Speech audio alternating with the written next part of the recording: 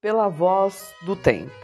Foto da autora, Fabiana dos Santos Campelo Maria, novembro de 2024.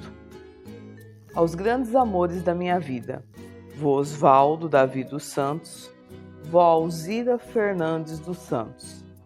Não existe tempo capaz de separá-los de mim.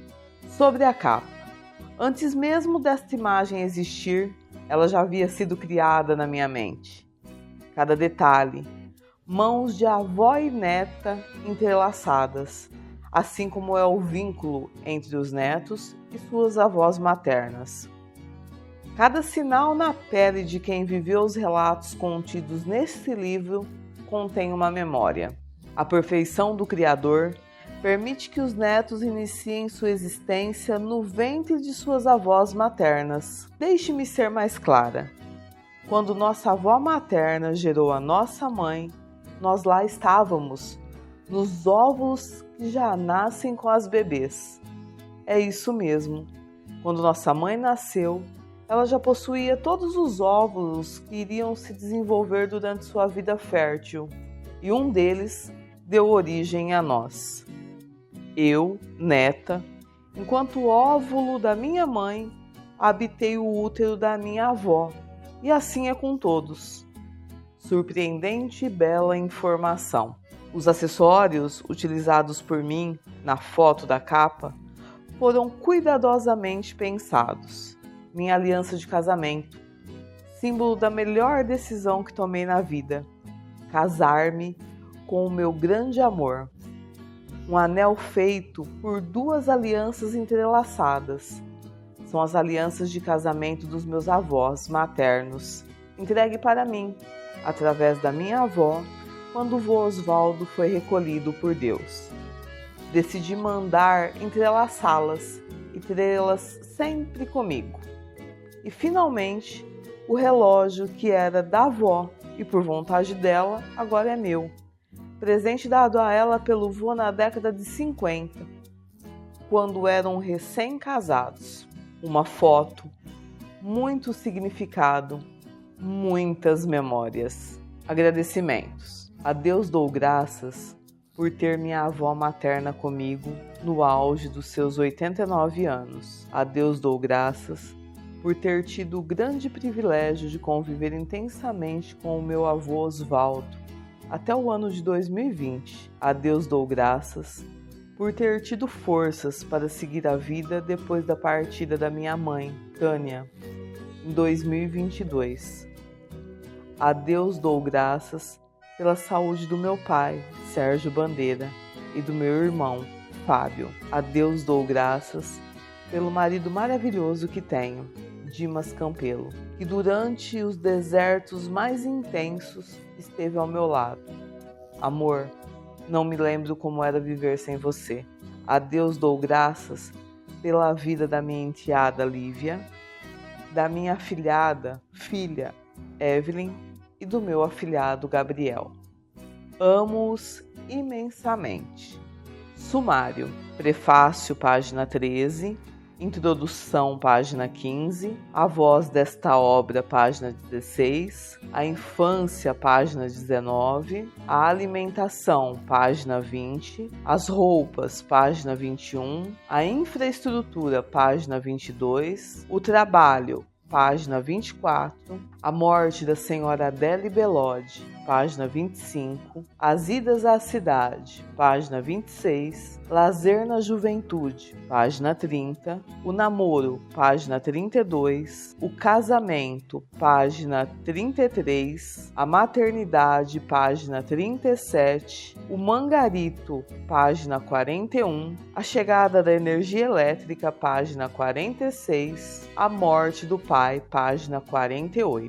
Prefácio. Escrever um livro sempre foi um sonho adiado pelo tempo, ou melhor, pela suposta falta dele. E este mesmo tempo que me induziu a adiar o sonho, me trouxe arrependimento, por não ter registrado através de outras obras fatos para mim tão significativos e que certamente seriam formas de indiretamente registrar acontecimentos relacionados à existência de antepassados de milhares de pessoas. É dado o momento de tornar o tempo meu aliado, tanto enquanto faço o registro desta obra, quanto por ele ser o protagonista e a principal fonte de consultas para os fatos relatados. Muitas memórias vão-se embora com a partida de quem as viveu, e poucos se interessam em preservá-las ou deixá-las registradas.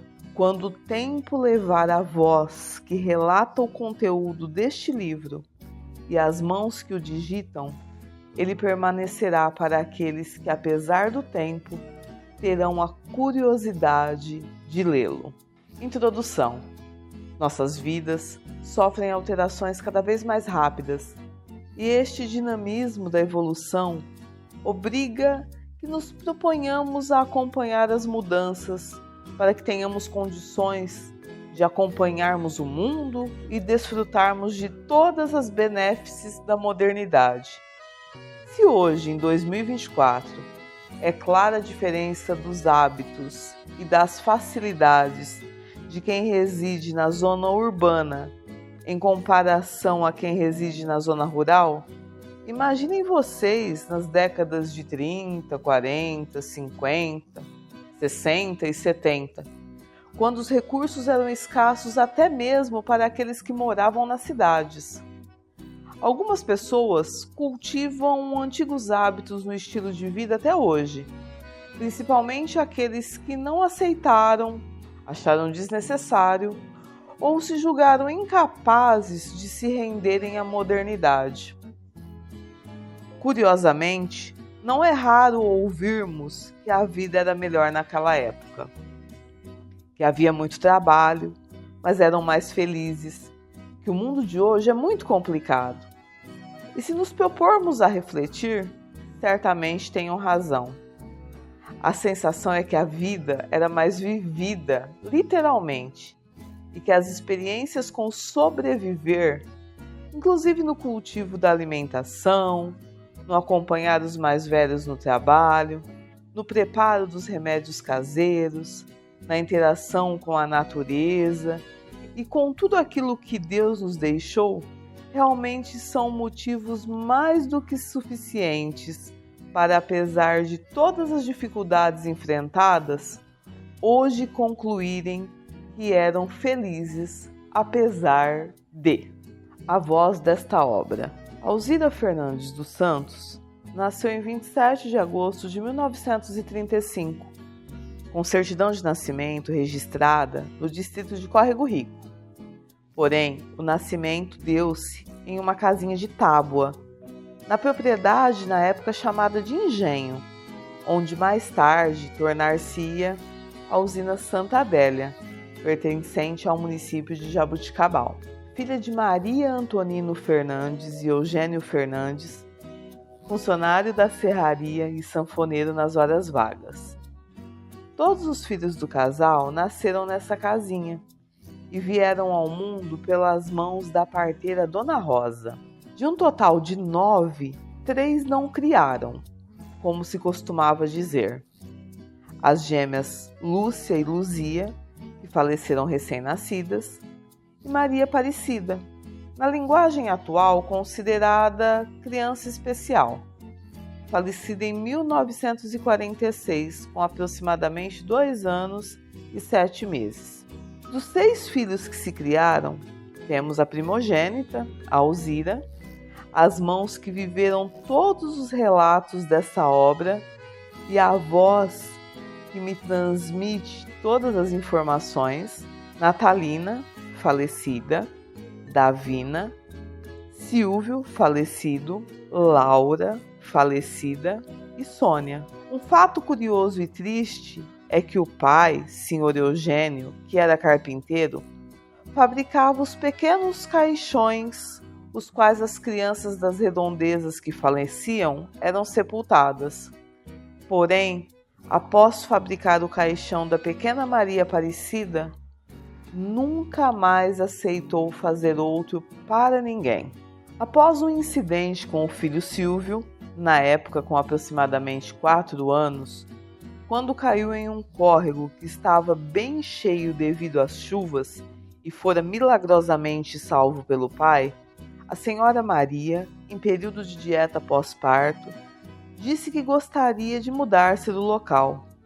Foi quando o senhor Eugênio comunicou seus patrões da família Belode, e os mesmos autorizaram a família a mudar-se para uma casa conhecida como a Casa da Serraria, de alvenaria, porém de chão batido.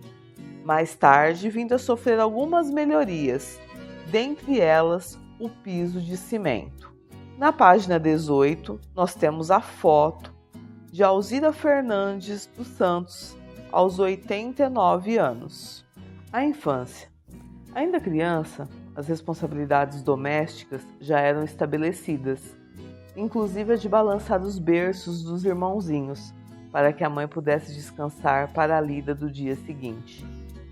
Na primeira vez que Alzira estendeu roupas no varal, Dona Maria a obrigou a refazer o trabalho, por ter estendido as peças em uma distância considerada por ela longe uma da outra.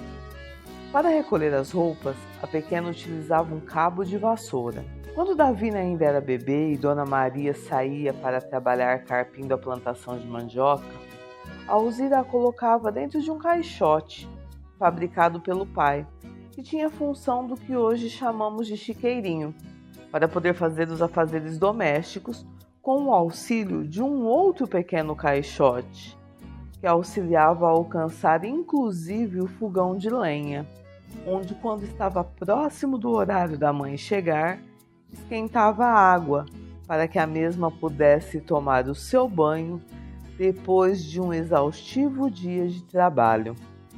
A responsabilidade de regar a horta era das filhas mais velhas, Alzira e Natalina, que realizavam a atividade após chegarem da escola. Uma puxava a água do poço e a outra regava as verduras com um regador. As brincadeiras entre os irmãos e os vizinhos eram adaptadas por não terem condições de comprarem brinquedos.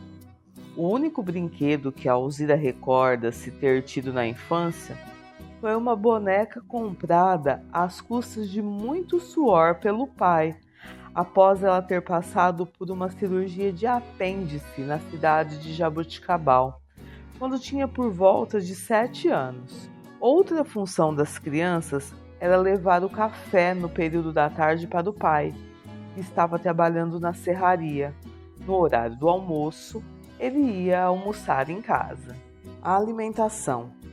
A vida rural e com recursos limitados à sobrevivência não possibilitava uma alimentação abastada e resumia-se principalmente ao arroz e feijão comprados na despesa mensal em Jaboticabal, onde iam de charrete. As verduras, legumes, ovos, galinhas, porcos, tudo era cultivado no próprio quintal. A energia elétrica não fazia parte da realidade rural da época, e quando um porco era abatido, toda a sua carne era frita e armazenada em uma lata de gordura para não estragar, sendo consumida aos poucos, em porções limitadas, para durar o mais tempo possível. Outra refeição que fazia parte do cotidiano era a polenta, feita com fubá artesanal. A família cultivava o milho e trocava os grãos com fubá em moinhos próximos. Algo que a Alzira sempre se lembra é do sugue, que consistia em uma polenta onde o fubá era cozido no caldo de laranja com açúcar. A época do milho verde era ansiosamente aguardada, pois era possível ter o principal ingrediente para bolos, curau e pamonha. As roupas. As roupas usadas por toda a família eram confeccionadas em casa, a maioria delas de sacos, que originalmente eram utilizados para embalar o açúcar produzido pelo engenho, que viria a se tornar uma usina de cana-de-açúcar. Um tecido baratinho vermelho vendido na cidade era utilizado para fazer as calcinhas. panos limpinhos se transformavam nas roupinhas dos bebês. Segundo a voz desta obra, eram trapos, mas tudo muito limpo. Na época da escola, o uniforme era feito de sacos e tingidos de azul. Eram modelos com suspensório, e cada vez que as peças ficavam pequenas, era colocado um aumento e a peça tingida novamente. As roupas de cama, mesa e banho também eram feitas de saco. 4 sacos abertos se transformavam em um lençol. A infraestrutura. Viver na zona rural nas décadas de 40 e 50 era totalmente diferente do que encontramos hoje. A água chegava através de poço e de minas. A iluminação através de lamparinas movidas a querosene, compradas em Jaboticabal em latas de 20 litros. Os banheiros não possuíam esgoto, e sim fossas. Os banhos eram tomados em bacias, em um quarto, já que as fossas sanitárias ficavam no quintal e eram exclusivas para as necessidades fisiológicas. As portas eram fechadas por tramelas. Eletrodomésticos, então, fogão a lenha, ferro de passar roupa à brasa. O pequeno rádio de pilha só chegou quando a Alzira já era uma jovem e seu pai cuidadosamente fez uma prateleira na parede para colocar a novidade. Na página 23, temos 2 fotos ilustrativas. A primeira de um fogão de lenha e a segunda de um ferro de passar roupas movido à brasa. O trabalho. Alzira e a família moraram na casa da serraria até o seu casamento, aos 23 anos de idade.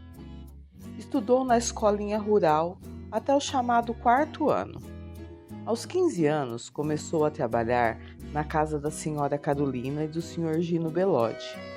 Depois de algum tempo, optou por trabalhar no corte de cana com a irmã Natalina, mas logo foi convidada para trabalhar na casa da dona Hermínia e do senhor Aristides Bellotti, conhecida como a Casa do Coco, lá permanecendo até as vésperas do seu casamento. Auxiliava a família nos afazeres domésticos e sempre ressalta que a então patroa e as filhas também os realizavam. Era um trabalho em equipe. Na Casa do Coco moravam o casal Hermínia e Aristides, seus 12 filhos e os pais do senhor Aristides, senhora Adele e senhor Anselmo Bellotti. Sabão feito em casa, roupas lavadas à mão em um grande tanque, fogão para ferver a roupa, coador de roupas cercado para os animais não sujarem as peças lavadas, que posteriormente seriam passadas com ferros de brasa, em mesas de madeira forradas com um cobertor e um pano branco sempre impecável. O piso dos quartos da casa era de tijolos e lavados com escovas. O produto de limpeza utilizado era sabão feito em casa derretido. Alzira diz que o chão de tijolos era branco que dava gosto de ver. Os demais cômodos eram de ladrilho vermelho. Os alumínios eram areados com areia buscada no córrego. A morte da senhora Adele Bellotti. Dentre os inúmeros episódios narrados por Alzira, um capítulo marcante durante os anos que compartilhou seus dias com a família Bellotti foi a morte da senhora Adele, após um período de convalescência, ocorrida na Casa do Coco durante uma noite. Alzira foi chamada para moer café para servir os que compareceram no velório, na época realizados em casa, onde os corpos eram expostos em cima de portas suspensas por cavaletes, para serem velados e colocados no caixão apenas no momento da saída do cortejo rumo ao sepultamento. Alzira conta que o caixão com o corpo da senhora Adele foi transportado para o cemitério de Jaboticabal em um caminhão de propriedade da família, cheio de gente na carroceria. As idas à cidade.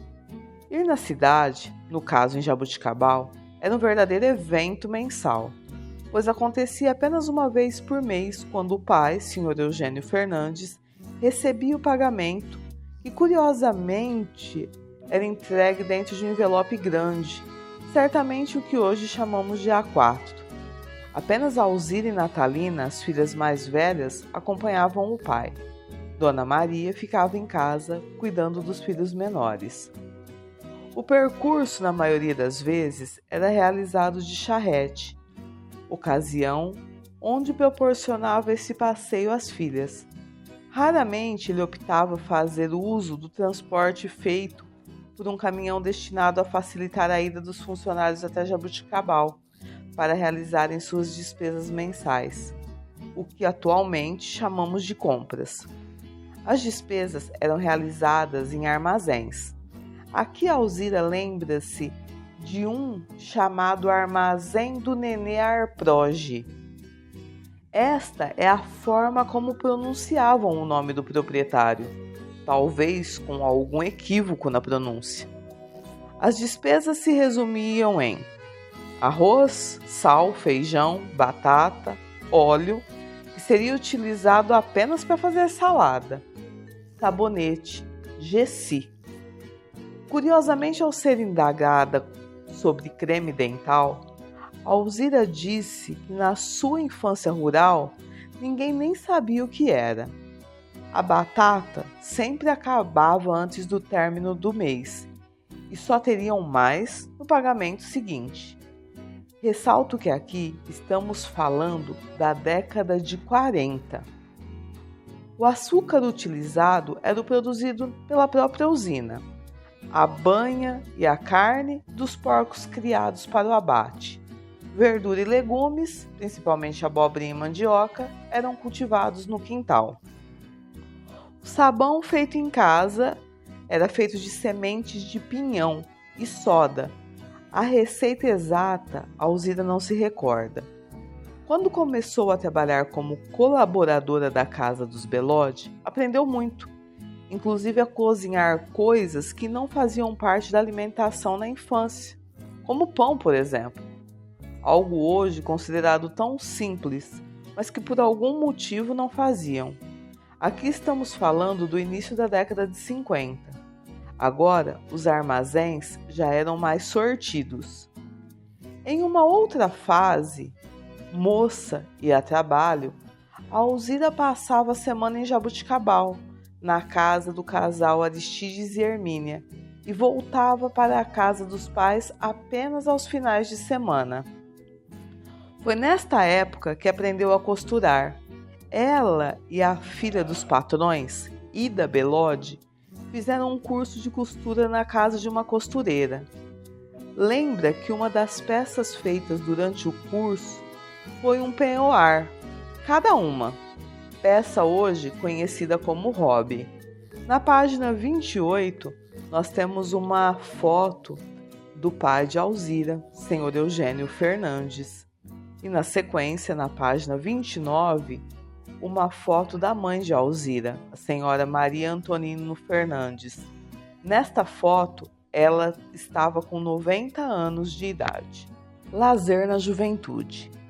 A ida ao primeiro baile da vida só aconteceu quando já era moça e foi realizado na própria usina, geralmente na pensão. Eram organizados pelos moradores e também era comum acontecerem nos quintais, em barracas feitas para esta finalidade. A divulgação dos bailes era feita boca a boca, passavam convidando, como ela diz. Outra forma de divertimento eram os jogos de futebol, que aconteciam aos domingos no campo da usina, entre times locais e outros vindos de fora. Em Jaboticabal e em Córrego Rico, aconteciam as quermesses. E assim como quando tinha circo na cidade, o transporte era feito de caminhão, de propriedade da usina. O motorista aproveitava, ia no evento também e depois levava o pessoal embora. Na página 31, temos uma foto de Alzira Fernandes dos Santos, jovem. O namoro. As famílias de Alzira avós deste livro e de Osvaldo, moravam próximas quando eram crianças. Posteriormente, a família de Osvaldo, cujos pais eram o senhor Clemente Davi e a dona Francisca Maria de Jesus, dona Chiquinha, mudaram-se para a Fazenda Retiro. Aqui não tenho a informação se o nome está correto ou trata-se da forma como se referiam ao local na época. Passados anos, a família Davi voltou a morar nas redondezas da Casa do Coco. Foi quando, adolescentes, Alzira e Osvaldo começaram a trocar os primeiros olhares. Começaram os pequenos namorinhos escondidos, largando e voltando, voltando e largando. Um belo dia, em um baile na pensão da usina, Alzira e Osvaldo lá estavam, e o pai dela, senhor Eugênio, que sabia das idas e vindas escondidas, chamou Osvaldo para conversar e o convidou para ir em sua casa no dia de Natal.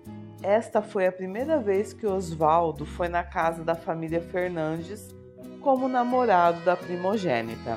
As amigas, filhas do casal Aristides e Hermínia Belode, observaram o momento da tão esperada visita com um binóculo. No total, foram 5 anos de namoro. O casamento. Em fevereiro de 1957, aconteceu o casamento na Igreja Nossa Senhora do Carmo, em Jaboticabal. Naquela época, ainda não existia a Igreja da Usina. Após o casamento, Alzira foi morar com os sogros em uma das antigas colônias da usina. Hoje, esta colônia já não existe. Depois de um ano, o casal mudou-se para uma casinha vizinha, onde nasceu a única filha. Depois de algum tempo, os casais Clemente e Chiquinha e Osvaldo e Alzira mudaram-se para o Mangarito, uma propriedade que anteriormente pertenceu à família Trevisoli, recém-adquirida pela família Belode para compor as terras da usina. Na página 34, nós temos a foto do casamento de Alzira e Osvaldo. Casamento de Alzira e Osvaldo em 23 de janeiro de 1957. Na página seguinte, nós temos uma foto de Osvaldo no dia do casamento e, posteriormente, a certidão de casamento da época. A maternidade. A gravidez aconteceu em 1957. Naquele tempo, a realidade rural era outra. A constatação era feita única e exclusivamente através do atraso menstrual. Pré-natal, então, era algo que as mulheres que viviam nesta área nunca tinham ouvido falar. O enxovalzinho era todo feito em casa. Agora, já com alguns detalhes a mais. A Alzira já sabia costurar, bordar, e as peças já tinham mais detalhes, embora fossem feitas neutras. Afinal, só se saberia o sexo do bebê quando ele viesse ao mundo. O nome do bebê só era escolhido depois que ele nascesse. Em 19 de março de 1958, a Alzira deu à luz em casa com a ajuda da parteira Dona Alice. Era uma menina, e por ter nascido no dia de São José, a ideia era batizá-la Maria José. Porém, Darcy, uma das cunhadas de Alzira, sugeriu o nome de Tânia Sandra, e a sugestão foi acatada. Os cuidados com o bebê eram bem peculiares. O umbigo era curado com pó de fumo torrado e envolto por faixas. A dieta pós-parto, o resguardo, era seguida à risca por 40 dias e envolvia cuidados com a alimentação e com friagem. Andar descalça, por exemplo, nem pensar. Mediante a impossibilidade de amamentação, era fornecido leite de vaca para o bebê. Aqui um fato curioso. Na ocasião, o senhor Aristides Belode forneceu uma vaca para o casal para poderem alimentar a bebê, mas a vaca fugiu atravessou o mata-burro e voltou para casa. Logo, Osvaldo comprou uma vaca, Fumaça, e com seu leite Tânia foi criada. Fumaça permaneceu na família até Tânia ter aproximadamente 8 anos, quando foi vendida, fato este que deixou a pequena extremamente triste. Na página 39, nós temos uma foto de Tânia Sandra Davi dos Santos, criança.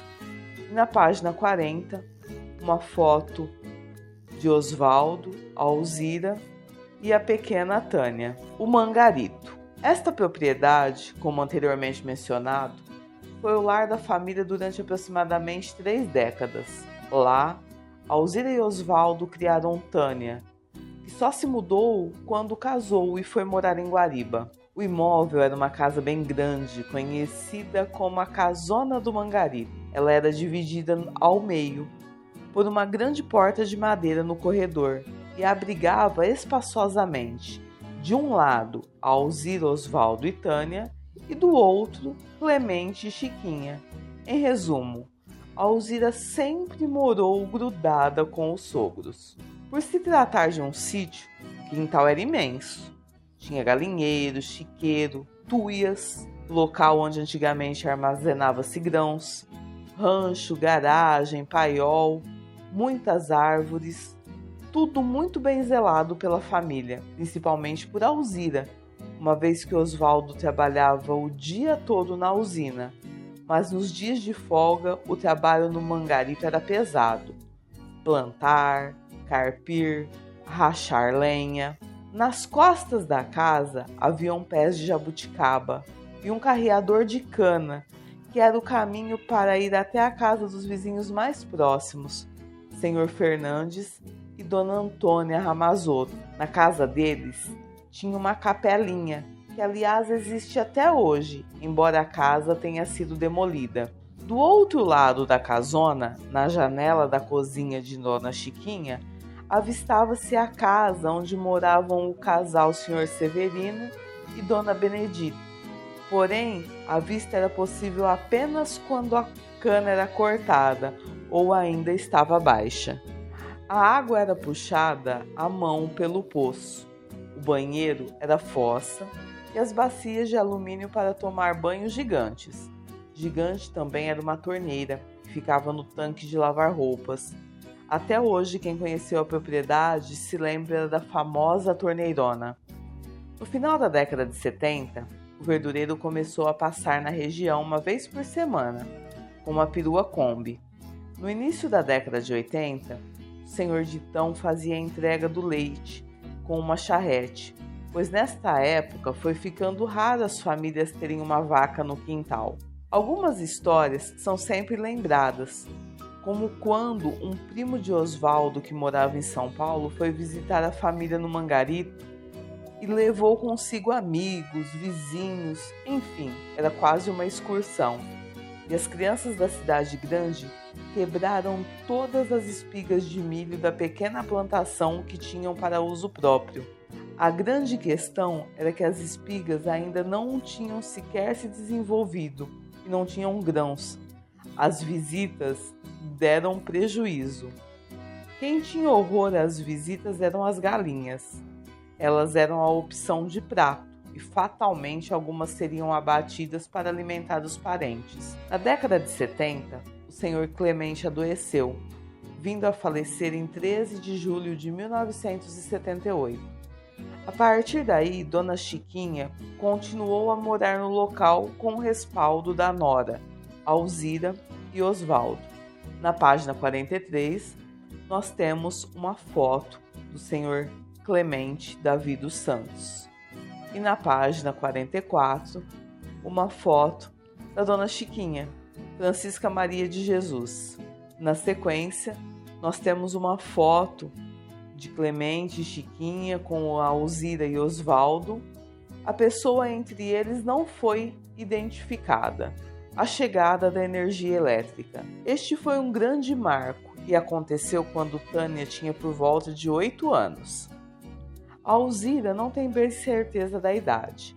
Na ocasião, a energia elétrica foi colocada em todas as casas da redondeza, inclusive na chácara do Sr. Jacó Belode, que ficava relativamente próxima. Mesmo tendo energia, a geladeira ainda demorou um pouco para ser adquirida, mas as lamparinas foram imediatamente aposentadas. O ferro de passar roupas à brasa também, e cedeu espaço para o ferro elétrico. Na casa da família, a TV demorou para chegar. Tânia, aos 13 anos, ia todas as noites até a colônia, na casa da tia Teresa, assistir novela. Alzira menciona aqui O Meu Pé de Laranja Lima, exibida pela TV Tupi entre 30 de novembro de 1970 e 30 de agosto de 1971. Na página 47, nós temos a foto de uma propaganda da novela O Meu Pé de Laranja Lima. A morte do pai. Falar da morte do pai, Sr. Eugênio Fernandes, embora ocorrida há exatas 5 décadas, é um assunto que sempre mexeu muito com Alzira, que tinha verdadeira adoração pelo pai. Sr. Eugênio Fernandes faleceu aos 64 anos, vitimado por um agressivo tipo de câncer. Na época, já existia o hoje denominado Hospital de Amor de Barretos, mas apesar do tratamento, ele veio a óbito. Falar sobre esta passagem da vida de Alzira faz recordar o estado extremamente debilitado que o pai encontrava-se na sua fase terminal. Esta foi sua primeira grande perda. Inevitavelmente, outras viriam no decorrer da vida. Na página 49, nós temos a foto da lembrança da missa de 7º dia do Sr. Eugênio Fernandes. Na sequência, temos a foto de Alzira, Osvaldo e a filha Tânia, no aniversário de 90 anos da mãe de Alzira, Dona Maria, que aconteceu no ano de 2004. Lamentavelmente, em 2024, Dona Maria, Osvaldo e Tânia não se encontram mais conosco. Dona Maria, mãe de Alzira, faleceu em 2014.